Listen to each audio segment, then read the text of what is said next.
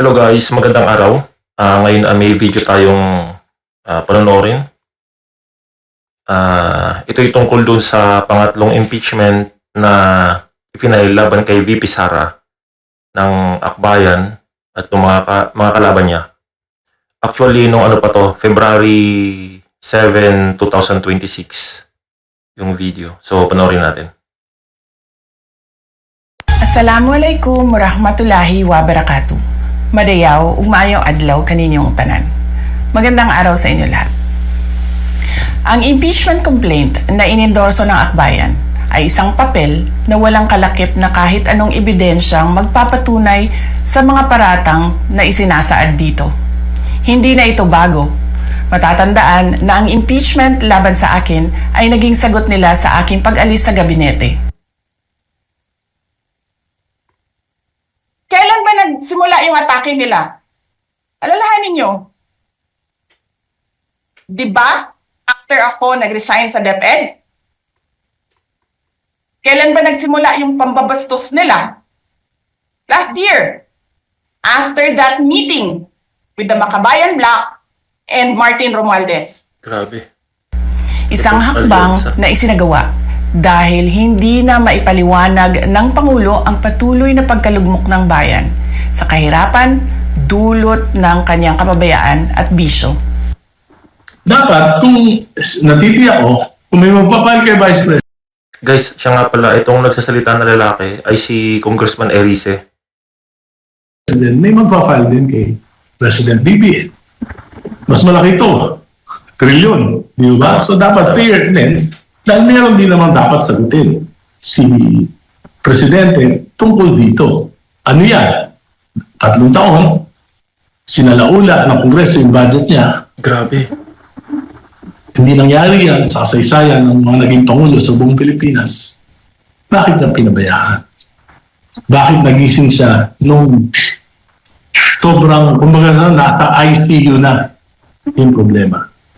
And that is, yan po ay malaking kababayanan sa Pangulo. Dapat sagutin po. Sabi ko nga, it's either you are complicit or it's also a question of competency. Noong 19th Congress, binuksan pa nila ang isang Investigation in Aid of Legislation. Hindi upang lumikha ng batas, kundi upang magsagawa ng isang malinaw na fishing expedition para sa planadong impeachment laban sa akin. Paulit-ulit nilang ibinandera ang isyung Mary Grace Piatos bilang umano'y bahid ng katiwalian. Kahit na sa kabila ng lahat ng investigasyon ay wala silang naipakitang kahit isang direktang paglabag sa paggamit ng confidential funds. Ako personally, yung sa intelligence funds, sa tagal ko sa gobyerno, alam ko po, yung mayor, governor, mga intelligence agencies, police, maski si presidente, pagka po intelligence fund, hindi requirement na ilagay mo yung tunay na pangalan ng mga recipients. Yun, ano po yun talaga? Kaya nga, hindi, ano po yun talaga. Bakit mo, asset yun, intelligence asset, at mo ilalagay yung pangalan, i-expose mo. Kaya isasubmit mo yan in closed envelope sa Commission ng Audit. Yun yung naka-seal yan. Unlike nung, yung intelligence fund po, unlike yan any other funds sa ating budget na, kasi po mga mayor, makikita nyo, pag nag-submit sila, hindi nila i-identify talaga yung mga tao, lalagyan nila ng alias. Sumunod na dito ang bentahan ng mga pirma para sa impeachment at ang mga tinaguriang for later release projects na ipinangako umano sa ilang miyembro ng Kamara upang itulang ang impeachment laban sa akin. Mga pangyayaring mismong inamin na ng ilang mambabatas sa kanilang mga naging pahayag.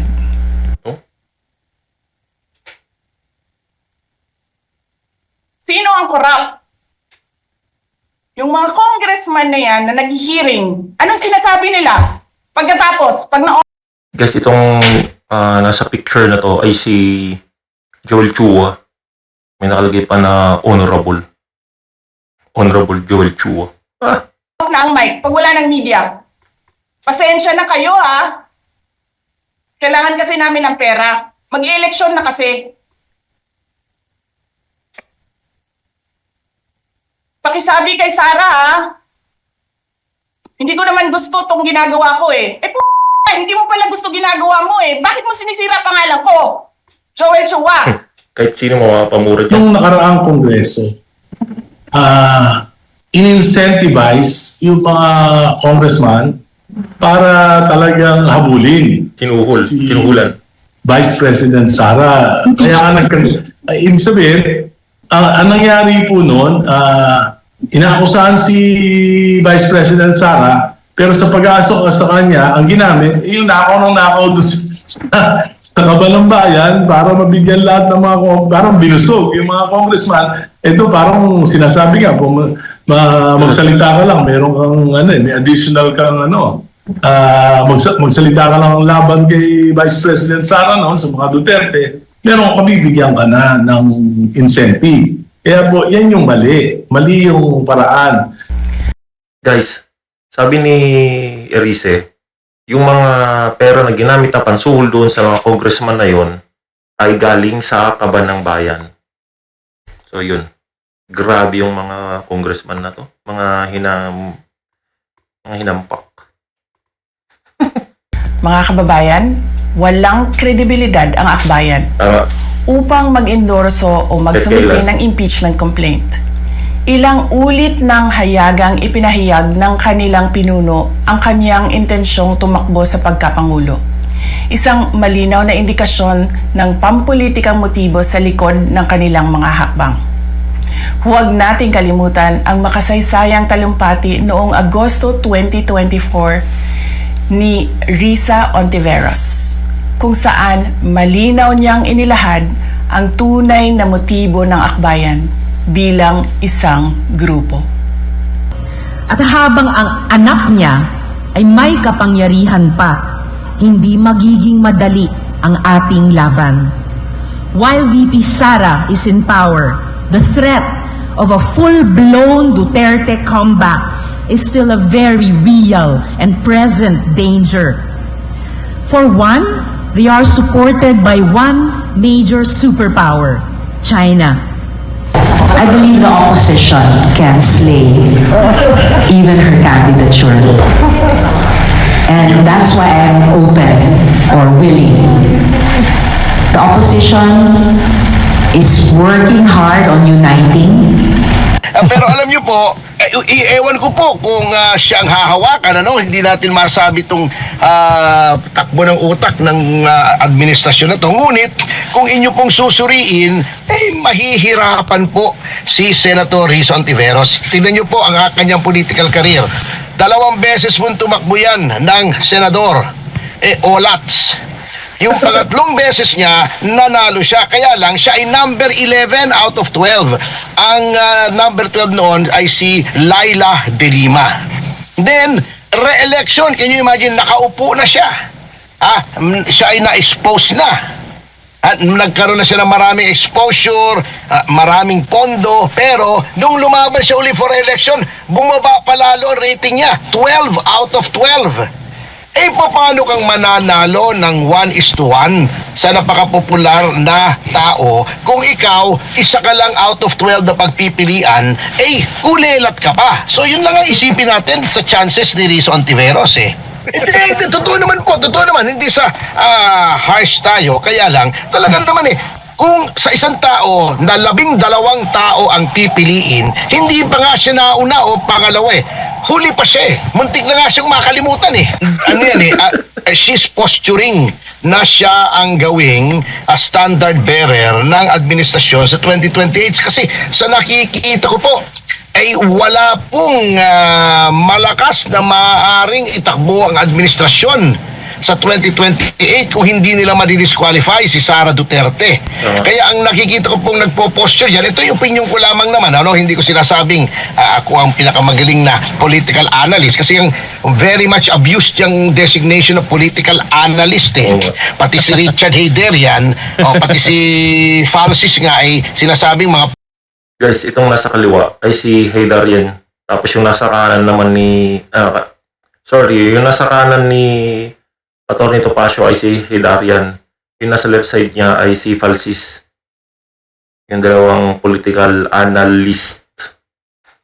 Political analyst sila, kaya lang with emphasis on the word anal. Oo. Itong dalawang ito, si Richard at saka si Falsis, ano? Anyway, yung ano sila po yung administrasyon ay nagpapalipad ng sinasabing trial balloon kung sinong tingin nila ay pwede nilang gawing manok sa 2028. So nandyan si John Vic Remulla na sinabi na siya'y tatakbong presidente. He is testing the waters. Andyan si Rizo Ontiveros. So tinitignan po niya. At she is posturing, kaya siyempre, hindi ka pwede mag-posture kung lalabanan ng may administrasyon sapagkat ang gusto nga niya ay siya yung gawing official candidate ng administration sa 2028. Ang problema, kahit magsanib puwersa po sila, hindi ubra. Kahit saniban pa sila ni Satanas, palagi ko hindi sila ubra. Nagkakaroon nga ng selective justice. At Guys, narinig niyo sinabi ni Atty. Topacio na kahit saniban pa sila ni Satanas, hindi sila mananalo. alam niyo po, natatawa nga ako sa kahipokrituhan nitong si Rizo Ontiveros sapagkat alam niyo po nung 2022 naghain po ng isang panukalang batas si Rizo Ontiveros to decriminalize libel and cyber libel. At sinasabi niya po ay ginagamit daw yan dalawang batas na yan upang sikilin ang mga mamamahayag na magbigay ng punas sa mga public officials. Pero nung siya lang pinuna, ginamit niya yung batas na yan para sikilin yung aming freedom of expression. So kita nyo, ganyang klaseng tao yang si Rizo Ontiveros. Ang napatunayan po roon, kaya hindi po hinain yung kaso ay walang actual malice sapagkat yun pong mga komento po natin na si Rizo Ontiveros ay nagpa-fabricate ng testimony o nanunuhol ng witness ay may basihan sapagkat bukod po roon sa mismong video testimony ni Morillo, yun pong dun sa Farmally, yun din pong isang witness doon na sinabing sinuhulan siya ng staff ni Ontiveros. Guys, yung staff ni Ontiveros na yun na nanuhol, hindi naman yan maglalakas loob na manuhol at yung sa sarili lang nila, gagawin nila yun kung wala nag-utos. Hindi yung gagawin nila na pansarili lang nila. Staff lang naman sila doon. Nagkatrabaho sila doon para kay Rizo Ontiveros. So malamang may nag-utos sa kanila para manuhol. Ay nag-execute din ng isang sinumpaang salaysay sa harap ng notaryo na nagsasabi rin po, inuulit yung sinabi niya sa video na nanuhol po yung mga staff ni Senator Ontiveros sa kanya. Binigyan siyang various amounts at binigyan siya ng e-bike, etc. So, kaya sabi po ng DOJ, hindi po malicious kasi may basihan. At nagkomento lamang po tayo on the basis of what these people said publicly and on video and in their sworn statements.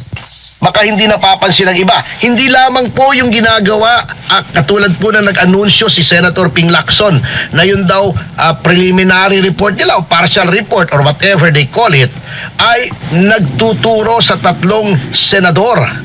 Kung titignan nyo po yung mga tinuturong senador, si Senator Jinggoy, Senator Joel Villanueva at si Senator Chis Escudero, ito po yung mga senador na sa tingin ko ay boboto in favor of acquittal ni Sara Duterte.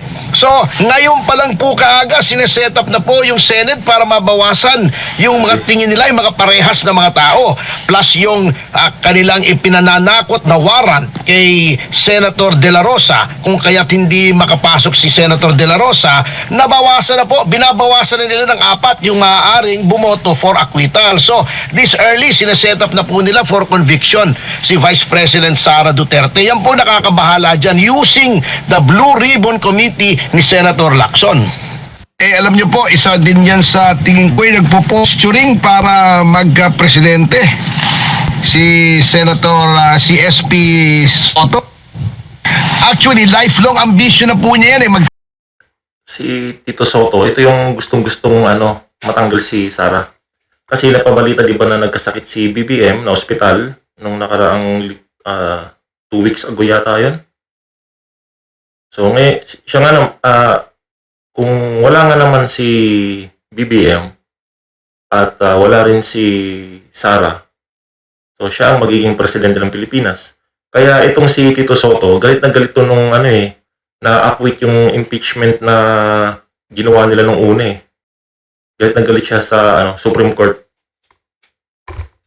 Presidente, kanya lang po, alam nyo, dapat po yan, may nagkikwento po sa akin na dapat yan ang Vice President ni GMA noong magre-re-election siya ng 2004. Ngunit, ang nangyari po ay nasilat sapagkat noong nag-raid po yung PIDEA sa bahay ng isang drug lord, ay mayroon pong isang nahuli roon na armadong tao na noong chinek ang background ay isang pulis na officially assigned as security ni Senator Soto. So nagkaroon ng skandalo, he was dropped. Kaya lang dapat Vice President na yan. Ngayon, since there is a vacuum, walang mamanok ang Malacanang against Sara Duterte, yun ang pinupuntirya niya kasi at nagagalit siya na hindi natuloy yung impeachment ni Sara Duterte. At actually, ang kanyang mga remarks laban sa Supreme Court ay nakakabastos na ng Supreme Court. Kaya kami nga po, yung grupo namin ay nagbabalak na maghain ng petition sa Supreme Court to cite him in indirect contempt sapagkat yung mga sinasabi niya po laban sa Supreme Court ay goes beyond legitimate expression and yung permitted na dissent against the ruling of the Supreme Court. Alam niyo po, hindi naman bawal na punahin ng Supreme Court, ngunit as in any other case, since iyan po ay ang third branch of government at di ba tripartite po tayo, legislature, ang ating judiciary at yung executive, hindi po dapat na binabastos ang Korte Suprema, lalong-lalo na ng isang Senate President. So, labis-labis na po sa pinapayagan ng batas, sa ganang amin, ang sinasabi ni SP Soto at dapat na po siya ay sitahin ng ating Korte Suprema at isang grupo pong mga abogado, because kami pong mga abogado, as members of the bar, we are also first and foremost officers of the court at kailangan pong itaguyod namin at bantayan namin ang magandang pangalan ng ating kataas-taasang hukuman. The present administration, kasama na dyan si Pangulong Marcos, they cannot afford to have a successor na hindi nila kontrolado. Sa dami ng mga akusasyon laban sa kanila, eto na lang flood control, trilyon-trilyon na ito hindi maaari na yung susunod na Pangulo ay hindi nila tao at hindi nila kontrolado. Sapagkat katakot-takot na demandang aabuti nila. Kaya nga po, binraso nila si Boying Remulla na gawing ombudsman with a term of 7 years para maprotektahan ang kanilang interests. Kita nyo naman ang ginawa kay Boying Remulla. Even the rules of the ombudsman were changed. Biglaan. Dapat yan, pag nag-file ka, automatically docketed. Anong ginawa nila kay Remulla? Since ang dami nag-file kay Remulla, gumawa sila ng bagong rule na hindi automatic. Susuriin pa para bago madakit. So, mabigat po. Talagang pinilit po yan, binraso. Lahat ng paraan ay ginawa ng Malacanang para maiupo si Boying Remulla bilang ombudsman. At siyempre, since kung hindi siya magiging ombudsman, kung hindi talagang nag-bend the law, break the law, destroy the law, ignore the law na ang Malacanang, siyempre, kanino tatanaw ng utang na loob yan? Si Boying Remulla. Alam na naman natin, politiko yan at yan ay naging alter ego ng presidente bilang secretary ng Department of Justice. Alam na natin ang purpose kung bakit si Boying ay naririyan sa ombudsman. I mean, wag na nilang insultuhin ang ating talino. Kaya malinaw na lahat ng ito ay isang uri ng harassment at pang-aabuso sa proseso ng impeachment ng grupong akbayan. Hindi malinaw kung ano ang ipinaglalaban nila para sa kaayusan ng bayan, pero napakalinaw ng kanilang pamumulitika at pagpapahirap sa usaping diplomasya ng ating bansa. Sa huli, ang tunay na laban ay hindi lamang laban ng iisang tao o iisang grupo. Ito ay laban para sa katotohanan at sa dangal ng ating bansa. Naway magsilbi itong paalala sa ating lahat na ang kapangyarihan ng impeachment ay hindi dapat ginagawang sandata ng politika, kundi isang banal na proseso para sa hustisya at pananagutan. Sapagkat kapag nanaig ang abuso, ang tunay na talunan ay ang sambayanang Pilipino. Tama. Syukran. Assalamualaikum. So, yun guys, napanood niyo ang video. Maraming salamat sa panonood. Yun, ang natupag ngayon ng mga karamihan o ibang mga politiko ay tungkol dun sa impeachment ni Sara. Instead na yung lumalalang patayan, lumalalang kahirapan ng Pilipinas, lumalalang traffic, sakuna, yung pagbaha, yung ganun. So, yun. Maraming salamat sa panonood guys, and please huwag niyong kalimutang mag-subscribe and i-share nyo na din. Malaking tulong to para sa channel na ginagawa ko. Maraming salamat. Hanggang sa muli.